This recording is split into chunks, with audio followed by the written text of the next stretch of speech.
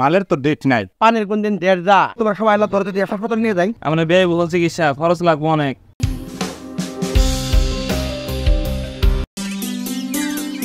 চাচা একটা কুক দেন তো।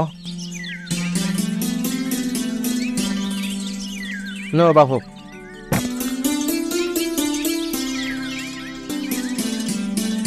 দেন।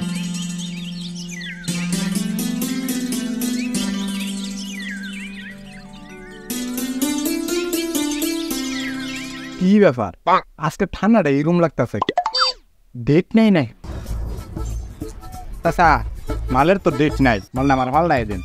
এই বেটা, এই মানে ডেট তো দিয়ে আয় আছে। পানির কোন দিন দেড় যা আমার দোকানে সব এবি। তাহলে আপনার মাল আপনি নেন, আমার টেয়া বেরাই দিন, আমি আরেক দোকান থেকে কিনা খামু। বাবু তুমি তো পোলা হন মানুষ, তুমি তো বুঝো না। ভিতরে বহ, তোমার একটু জ্ঞান দি।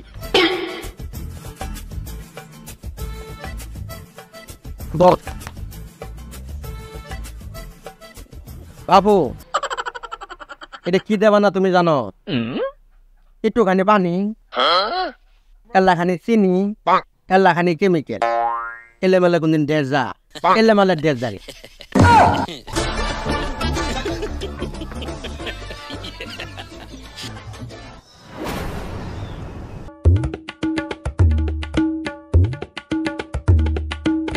শালার বেটা শালা, ডেট ফেল মাল খাওয়াইলো, টেহাও নিল, আবার উল্টা ভাই আমার এই জ্ঞান বিল।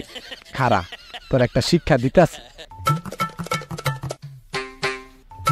চাচা আঙ্কেল, কি যে আপনি আমার খাওয়াইছেন, পেটের মধ্যে গুলবার শুরু হয়ে গেছে গা। চাচা বেতন তো বেড়ে গেছে গা আমার। বেতন বেড়ে গেল কেমন ম্যান? কি খাওয়াইলেন আমার?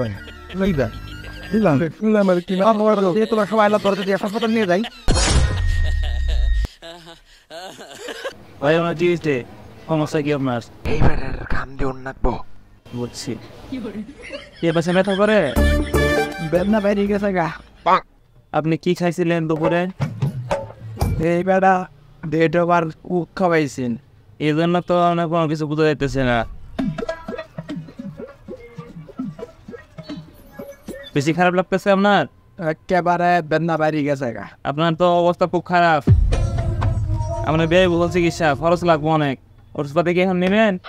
ওষুধ যা যা লাগে তাড়াতাড়ি দিন, আগে রুগীরা বাঁচান। আপনারা তো ডেট মাল খাওয়ায় তো রোগীরা তো একবার মেরে ফেলেছেন। দেন ওষুধ যা যা লাগে তাতে দিন।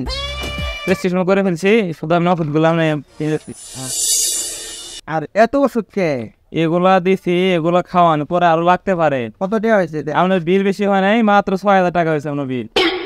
এত টাকা বিল হয়েছে?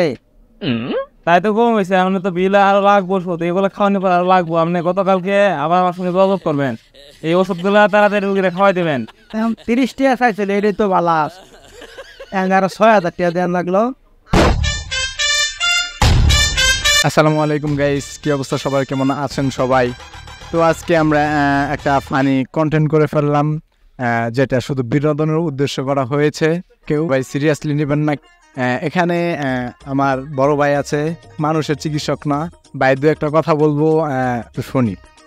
আসসালামু আলাইকুম, আমি জিল্লুর রহমান।